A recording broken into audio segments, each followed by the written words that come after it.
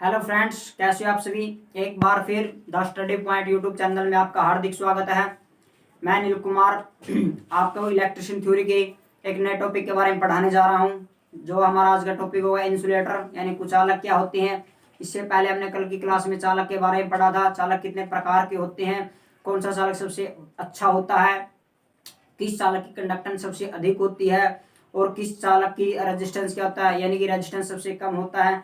ठीक है दोस्तों, तो चलिए आज हम पढ़ते हैं कुचालक के बारे में, यानी इंसुलेटर के बारे में पढ़ते हैं। कुचालक क्या होते हैं, कुचालक यानी इंसुलेटर क्या होते हैं। ठीक है दोस्तों, आज हम पढ़ेंगे कुचालक के बारे में। कुचालक क्या है, सबसे अच्छा कुचालक कौन सा है, कुचालक का क्या कार्य होता है।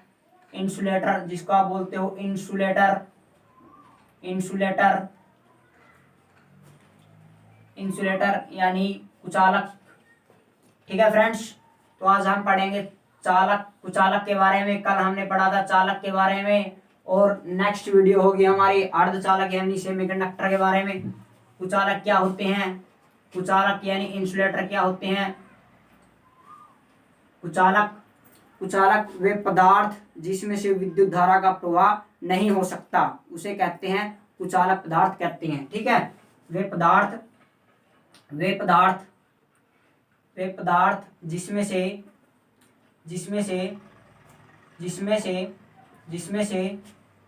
से विद्युत धारा का प्रवाह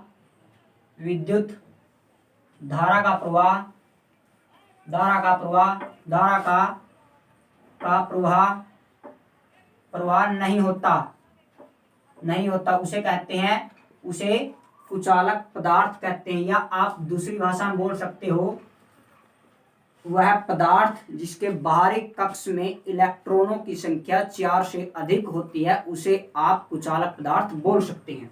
वे पदार्थ जिसके बाहरी कक्ष में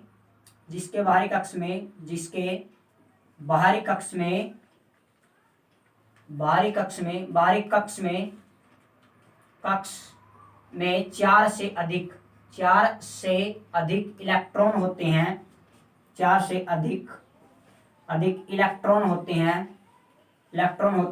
वे पदार्थ एज ए इंसुलेटर काम करते हैं। वे कुचालक की भांति काम करते हैं, कुचालक की भांति काम करते हैं। ठीक है दोस्तों, जैसे मैं आपको एक एग्जांपल लेके दिखाता हूं। जैसे आप उठा लो फास्फोरस को, उठा लो। फास्फोरस का परमाणु क्रमांक होता है 15 यानी 15 उसका परमाणु क्रमांक होता है। यदि हम इसके एटॉमिक संरचना बना के देखें, यदि आपको परमाणु संरचना के बारे में अच्छे से पढ़ना है तो हमारी इसे परमाणु वाली वीडियो देख लें, आप उसको अच्छे से पता चल जाएगा आपको। जैसे नाभिक में क्या होता है, प्रोटॉन्स और न्यूट्रॉन्स होते हैं। नाभिक ऊपर, इसके नाभिक के चारों तरफ इलेक्ट्रॉन चक्कर लगाते हैं। ठीक है दोस्तों, जैसे इसके पहले कक्ष में 2 इलेक्ट्रॉन होंगे, अगले में 8 इलेक्ट्रॉन होंगे, उससे अगले में हमारे पास 5 इलेक्ट्रॉन होंगे। पहली कक्षा में हमारे पास 2 इलेक्ट्रॉन्स, अगली में 8 इलेक्ट्रॉन होंगे हमारे पास, और हमारी सबसे बाहरी वाले कक्ष में 5 इलेक्ट्रॉन होंगे, 5 इलेक्ट्रॉन होंगे। जो 4 से अधिक है, 4 से अधिक इलेक्ट्रॉन होने पर वे पदार्थ कुचालक की भांति काम करते हैं। यदि आपको इन कक्षाओं के बारे में यदि आपको कक्षाओं के बारे में पता करना कि पहली कक्षा में कितने इलेक्ट्रॉन होंगे, दूसरी कक्षा में कितने इलेक्ट्रॉन होंगे और तीसरी कक्षा में कितने इलेक्ट्रॉन होंगे, तो आप इसके लिए फार्मूला यूज कर सकते हैं 2n स्क्वायर। आप इससे कक्षा के अंदर कितने इलेक्ट्रॉन आएंगे इससे आप ज्ञात कर सकते हैं। ठीक है दोस्तों, इसके बाद पढ़ते हैं टाइप ऑफ कुचालक कितने प्रकार के होते हैं। तो चलिए दोस्तों, हम कुचालक के बारे में पढ़ते हैं। जैसे हमने चालक के प्रकार पढ़े थे। चालक 3 प्रकार के होते हैं, ठोस, द्रव और गैस। ठीक उसी प्रकार कुचालक पदार्थ भी 3 प्रकार के होते हैं। कुचालक के प्रकार, what is type of insulator. कुचालक के प्रकार, जैसे चालक 3 प्रकार के होते हैं, ठोस, द्रव और गैस। ठीक उसी प्रकार कुचालक पदार्थ भी 3 प्रकार के होते हैं, ठोस, द्रव और गैस। सबसे पहले होते हैं जैसे ठोस कुचालक के अंदर सबसे पहला आ गया जैसे माइका। माइका, आप बोलते हो जिसको अभ्रक, अभ्रक, अभ्रक। उसके बाद हमारे पास आ गया रबड़, रबड़। उसके बाद हमारे पास आ गया पोर्सलिन, पोर्सलिन, पोर्सलिन। पोर्सलिन के बाद हमारे पास आ गया बैकेलाइट, बैकेलाइट, बैकेलाइट। बैकेलाइट के बाद हमारे पास आ गया फाइबर, फाइबर के बाद हमारे पास आ गया सूखी लकड़ी, सूखी लकड़ी। उसके बाद हमारे पास आते हैं नंबर 2 तरल चालक, तरल कुचालक, सॉरी कुचालक, यानी कि द्रव कुचालक, द्रव कुचालक, द्रव कुचालक। द्रव कुचालक में हमारा सबसे बेस्ट एग्जांपल है वार्निश तेल। वार्निश तेल हमारा क्या है? द्रव कुचालक है, वार्निश तेल, वार्निश तेल। उसके बाद नंबर 3 पॉइंट हमारे पास गैसीय कुचालक, गैसीय कुचालक, गैसीय कुचालक। गैसीय कुचालक में हमारे पास क्या आएगा? गैसीय कुचालक में हमारे पास आएगा, जैसे सबसे बेस्ट एग्जांपल है हवा, हवा के बाद आएगा हाइड्रोजन, हाइड्रोजन के बाद आएगा हीलियम। ठीक है दोस्तों, HI, हीलियम, हीलियम। मैं आपको पूरा लिख के बता देता हूं। हीलियम, हीलियम, हाइड्रोजन, हीलियम, हवा, नहीं हीलियम नहीं आएगा, हाइड्रोजन, हवा, हाइड्रोजन और नाइट्रोजन आएगा, नाइट्रोजन, नाइट्रोजन, नाइट्रोजन। ठीक है दोस्तों, ये हमारे कुचालक पदार्थ के प्रकार थे, ठोस, द्रव और गैस। उसके बाद हम पढ़ेंगे कुचालक पदार्थ की विशेषताएं, जैसे हमने यानी कि इसके गुण, जैसे चालक के गुण पढ़े थे ऐसे हम कुचालक के गुण पढ़ेंगे, यानी कि कुचालक पदार्थ की विशेषताएं क्या होती हैं, कैसा कुचालक होना चाहिए, इसके गुण, उसके गुण, गुण या विशेषताएं, विशेषताएं, कुचालक पदार्थ की विशेषताएं। नंबर पहला पॉइंट, कुचालक पदार्थ क्या है? आसानी से उपलब्ध होना चाहिए, आसानी से, यानी कि बाजार में आसानी से मिलने वाला होना चाहिए, आसानी से उपलब्ध, आसानी से उपलब्ध होना चाहिए, उपलब्ध मिलना चाहिए, उपलब्ध होना चाहिए। नंबर 2, नंबर 2 हमारे पास जो भी कुचालक पदार्थ है उसका रेजिस्टेंस हाई होना चाहिए, रेजिस्टेंस हाई होना चाहिए, हाई होना चाहिए। और नंबर 3 पॉइंट, जो भी कुचालक पदार्थ हम खरीद रहे हैं उसकी कीमत कम होनी चाहिए, कीमत कम होनी चाहिए, कीमत कम होनी चाहिए, या बोलते उससे सस्ता होना चाहिए, सस्ता होना चाहिए। ठीक है। और नंबर 3 पॉइंट, ज्वलन, कुचालक पदार्थ ज्वलनशील नहीं होना चाहिए, ज्वलनशील, ज्वलनशील, ज्वलनशील नहीं होना चाहिए, ज्वलनशील नहीं होना चाहिए, ज्वलनशील नहीं होना चाहिए। और इससे अगला पॉइंट है हमारे पास, वातावरण का प्रभाव कम से कम होना चाहिए या होना ही नहीं चाहिए, वातावरण का प्रभाव, वातावरण का प्रभाव, वातावरण का प्रभाव, प्रभाव कम से कम होना चाहिए, कम से कम होना चाहिए। ठीक है दोस्तों, जो हम कुचालक पदार्थ खरीद रहे हैं उसकी, जैसे ये तो हर किसी को पता है, रेजिस्टेंस उच्च होना चाहिए, ये कॉमन सी बात है भाई, उसकी चालकता कम ही होगी, लेकिन मैं आपके लिए लिख देता हूं फिर भी, उसकी कंडक्टेंस कम से कम होनी चाहिए, यानी उसमें से करंट गुजरने की अक्षमता कम होनी चाहिए, उसमें करंट को रोकने की अक्षमता ज्यादा होनी चाहिए, यानी उसका रेजिस्टेंस ज्यादा होना चाहिए, कंडक्टेंस कम होनी चाहिए, कंडक्टेंस उसकी कम होनी चाहिए। नंबर, इससे अगला पॉइंट होगा हमारे पास, नमी रोधक होना चाहिए, नमी रोधक, रोधक होना चाहिए, होना चाहिए, होना चाहिए। और उच्च कार्यकारी तापमान होना चाहिए उसका, उच्च कार्यकारी तापमान, उच्च कार्यकारी तापमान, कार्यकारी तापमान होना चाहिए, तापमान होना चाहिए। और इससे अगला पॉइंट हमारे पास प्रावैद्युतिक सामर्थ्य, या बोल सकते हो डाई इलेक्ट्रिकल स्ट्रेंथ उच्च होनी चाहिए। परावैद्युतिक वैद्युतिक सामर्थ्य, सामर्थ्य, या बोल सकते हो इंग्लिश में dielectric strength, die electrical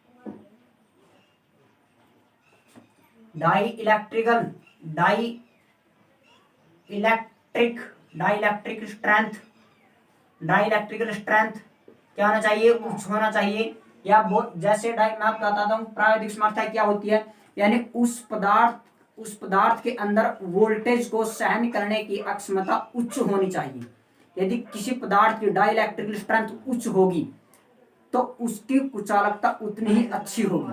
इसी प्रकार से बोलते हैं उसकी प्रावैद्युतिक सामर्थ्य उच्च होनी चाहिए। ठीक है दोस्तों, जैसे मैं आपको बता देता हूँ जिन पदार्थों की डाई इलेक्ट्रिकल स्ट्रेंथ उच्च होती है। जैसे सबसे पहला हमारे पास अभ्रक, जिसको आप माइका बोलते हो, अभ्रक। अभ्रक की डाई इलेक्ट्रिकल स्ट्रेंथ होती है 20 से 40 केवी पर एमएम। केवी पर एमएम है, हम इसको मापते हैं केवी पर एमएम। ठीक है दोस्तों, और उसके बाद नंबर 2 बैकेलाइट।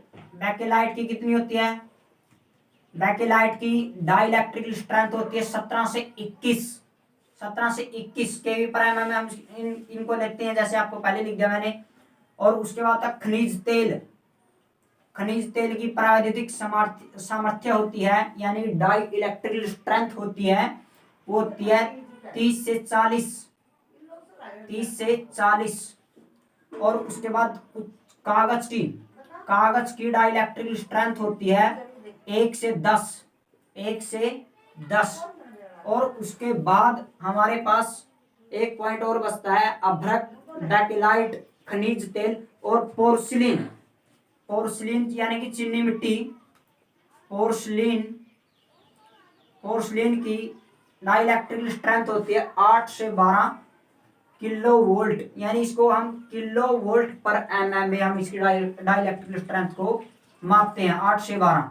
ठीक है दोस्तों,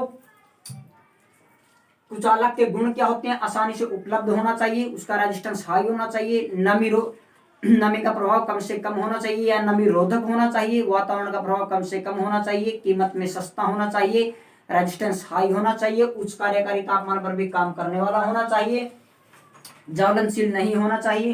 तो ये हमारे कुचालक के गुण थे, कुचालक की विशेषताएं थी। उसके बाद मैं आपको 2-3 पॉइंट और बता देता हूँ जो फैक्ट्स हैं पेपर के हिसाब से बहुत ही अच्छे हैं। आप उनको कॉपी में राइट डाउन कर लेना। वैसे तो आप अपना नोट्स बना लें। नोट करने वाला पॉइंट है, सबसे पहला पॉइंट, जैसे मैं आपको बता देता हूं, जैसे हमारे चालक पदार्थ होते हैं ना, चालक पदार्थ हमारे क्या होते थे, चालक पदार्थ जैसे हमारे कुचालक पदार्थ होते हैं ना, कुचालक पदार्थ होते हैं जो एनटीसी होते हैं, नेगेटिव टेम्परेचर कोफिशिएंट, यानी कि ऋणात्मक तापमान गुणांक। और जो हमारे चालक होते थे वो पीटीसी होते थे, पॉजिटिव टेम्परेचर कोफिशिएंट, यानी कि जो कुचालक पदार्थ होता है, कुचालक का टेम्परेचर जब भी बढ़ता है तो इसके साथ जो रेजिस्टेंस की वैल्यू है ना वो हमेशा घटती है। यदि आप देखते हो कई बार, जैसे कोई केबल है, केबल को यदि वो उसका टेम्परेचर हाई नहीं है, यदि आप उसको छूते हो तो करंट नहीं लगता।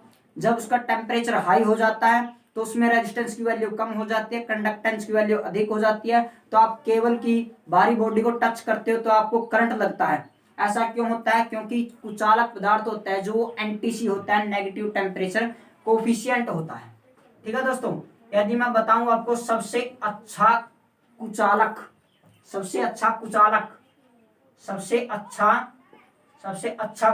होता है हमारे पास, सबसे अच्छा कुचालक पदार्थ है जो हमारे पास वो है माइका, अभ्रक। इसकी डाई इलेक्ट्रिकल स्ट्रेंथ सबसे अधिक होती है 20 से 60 किलो वोल्ट पर एमएम होती है। ठीक है, सबसे अच्छा चालक बताया था मैंने आपको कल चांदी, वायरिंग के हिसाब से तांबा, और सबसे अच्छा सेमीकंडक्टर जो मैं अगली क्लास में बताऊंगा। ठीक है दोस्तों, और एक पॉइंट और, कुचालकों में ऊर्जा अंतराल क्या होता है, बहुत अधिक होता है, यानी एनर्जी गैप। कुचालकों में ऊर्जा अंतराल, कुचालकों में ऊर्जा अंतराल